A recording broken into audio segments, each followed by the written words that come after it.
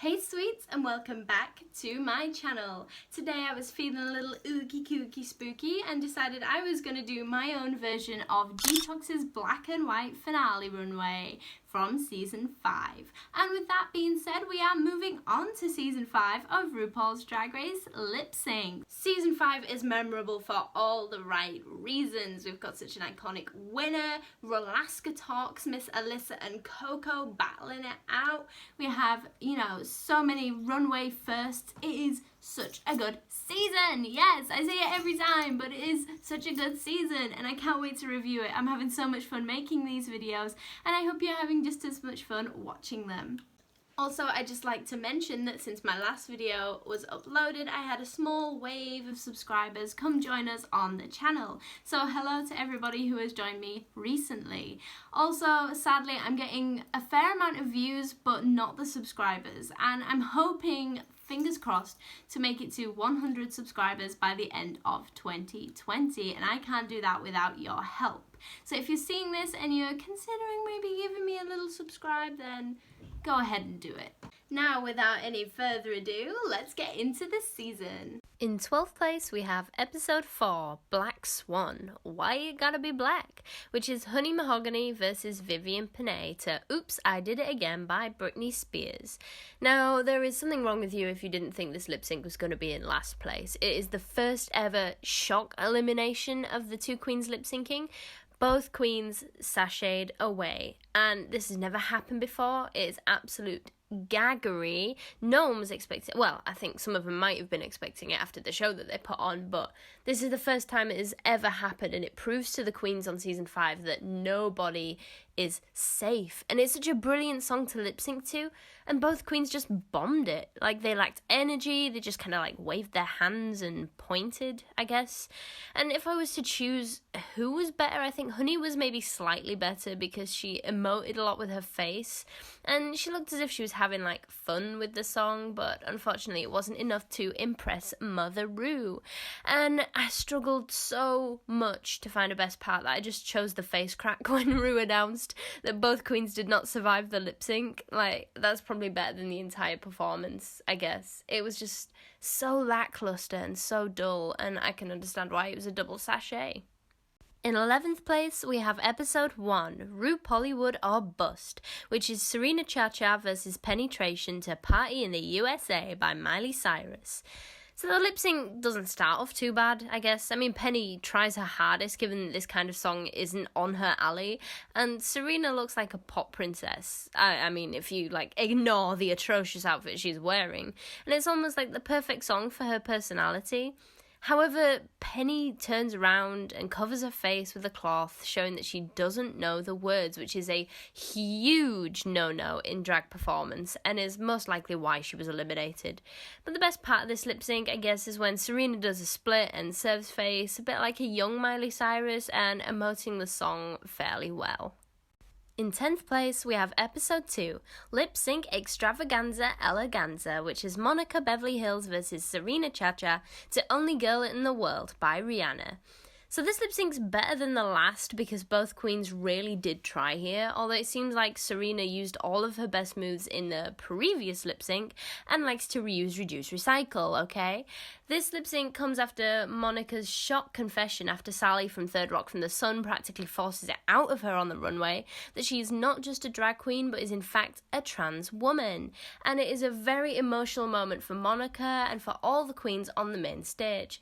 She's then placed in the bottom 2 and absolutely fights her way into the competition. Sadly, it is only for one more episode, but she fought really hard, and both queens served good face and movement. And I guess the best part is at the end of the lip sync when Monica bites her whip and serves up some sassy Rihanna attitude while Serena bows to her. And this does make me think that Serena had kind of accepted her fate at this point after having almost all of the queens turn on her in the first 2 episodes. And I also love the shot of Detox dancing when Ru announces for Serena to sashay away. It is very shady on the production's behalf, but it's also very funny. In 9th place, we have episode 8, Scent of a Drag Queen, which is Ivy Winters versus Alyssa Edwards to Ain't Nothing Going On But the Rent by Gwen Guthrie. Now, this is such a weird song to lip sync to. It's not a dance number, but I guess both queens kind of got that and focus mostly on face and the delivery of the words. And Ivy doesn't move very much from her spot on the stage. I think it's Jinx that says that Ivy's owning that part of the stage, which she is, but she doesn't really move anywhere. And Alyssa does some dance moves, but doesn't really overdo it. And it's just, I guess, a very average lip sync. It's got nothing incredible to it, and it's kind of forgettable. I mean, that sucks because I love Ivy and I love Alyssa, and it's just not a very memorable lip sync. The only memorable part of it is the birth of Alyssa's dance corner, where she goes to the back of the stage and puts her foot up on the ledge at the end of the song, which is kind of mocked throughout the show, you know, in all different seasons. Plastique does it in season 11, and it's possibly the only memorable part of this lip sync. It's the only part that I remembered, to be honest, before I did this. But, I mean, I wish they could have turned a more iconic lip sync because I really do love these two queens. In 8th place, we have episode 3, Draggle Rock, which is Coco Montrese versus Monica Beverly Hills to When I Grow Up by the Pussycat Dolls. This is the first instance where we get to see what Coco Montrese can do, and oh my god, Miss Thing, she absolutely blows us away. This is the first example of why Coco is deserving of the Lip Sync Assassin title, as she looks the part, she slays the song, and has so much fun at the same time. Sadly, Monica looks like she's almost given up with the lip sync and the competition at this point, and doesn't put in as much energy as she did in the Only Girl lip sync, I guess. But in the bridge of the song, she picks it up a little and shows us some more attitude. But the best part of this lip sync is where Coco runs across the stage almost like a child, and is also dressed like a child in a song about when she grows up. It's very fitting, it all kind of works, and it's a good song for a good lip sync with two good queens. In 7th place, we have episode 10, Super Troopers, which is Coco Montrese versus Detox to It Takes Two by Seduction. So Coco obviously starts off the lip sync very strong, dancing along to the beat and having so much fun with it, smiling her way through the song. And Detox doesn't really do much at the beginning except from walk back and forth. However, when the instrumental break kicks in, Detox starts doing all these 90s dance moves like the Cabbage Patch, and it's very comedic but also really fits the song. And the two queens do a really good job of selling the song to Michelle, you know, whose song it is, and have a lot of fun on the stage. And the best part for me is when Detox waves her finger and Michelle does the same thing, showing that they're very in touch with each other's chemistry during the song and just having an all-round good time during the performance. And that's the main thing, having a good time with the song, because if you're enjoying it, it comes across more natural, I guess, and people kind of resonate with that much better. In 6th place, we have episode 12, the final 3 Hunty, which is Alaska versus Jinx Monsoon versus Roxy Andrews to The Beginning by RuPaul. Now, I love this song, and it's a great song to end such a great season with. All three queens fight really hard right from the beginning all the way through to the end, as this is ultimately one of the deciding factors of who is going to win the season, of course ending with, spoiler alert, Jinx being crowned. The storyline of Jinx being the underdog and being almost picked on by Alaska Talks, and then her beating the bullies and being crowned America's Next Drag Superstar is so satisfying to me. I mean, she's always trying her hardest, but was always misunderstood, even by the judges, and it's a really good storyline for Drag Race to portray on the show. But for Jinx to be crowned, it felt very good to watch. Obviously, no hate to Alaska Talks. I know they've all made up now and had their redemption, and they're all friends, so no hate to any of the queens mentioned. And the best part of this lip sync for me is in the instrumental section, when we get to see all three queens' personalities really shine through, and it shows us how different the three queens are and what they could bring to the world if they're crowned as the winner. So Jinx twirls across the stage and it's very pretty and elegant, but also kind of cute and quirky. Roxy looks very seductive and glamorous, and Alaska rolls around and shows us comedy. And I love all three queens. I would have been happy if any of the three were crowned, but I'm really glad that Jinx was crowned in the end. In 5th place, we have episode 5, The Snatch Game, which is Detox versus Lanacia Sparks to Take Me Home by Cher. Both queens really have a lot of fun with this lip sync, channeling the energy of the song and also channeling Cher in their performances. This song is perfect for Detox, as it allows her to really utilize her unique style of lip syncing with the jaw wiggling that she does, and it matches Cher's iconic vibrato in her voice. And the judges respond really well to Detox's lip sync style too, which is always a good sign. And Lanesha keeps it very well, delivering like sex and attitude, but the camera focus is mostly on Detox during this lip sync. But the best part for me is when Detox like swirls and her jellyfish skirt lifts up and shows her bare ass, and it is so funny and very, very Detox. In fourth place, we have episode 6, Can I Get an Amen? Which is Coco Montrese versus Jade Jolie to I'm So Excited by the Pointer Sisters. What better way to finish off such an iconic episode than with an equally as iconic lip sync? This song demands high energy constantly, and both queens deliver it really, really well. We've seen Coco lip sync before, so we know how talented of a lip syncer she is. However, we've never seen Jade perform, and she keeps up with Coco really well. It's kind of surprising. I don't think anyone was expecting it from Jade. It came out of nowhere and she served. This is the type of lip sync you find yourself like smiling along to the whole time and not realizing it. And I wouldn't have been surprised if this lip sync was a double chantay, but sadly Jade wasn't portrayed as like a key character on the show, so she was unfortunately eliminated. But the best part of this lip sync is the chorus of the song, where Coco kicks and punches the air and has the absolute time of her life. In third place, we have episode 11, Sugar Ball, which is Jinx Monsoon versus Detox to Malambo No. 1 by Ima Sumac. I really hope I've pronounced that right. I don't know, but please don't come for me in the comments.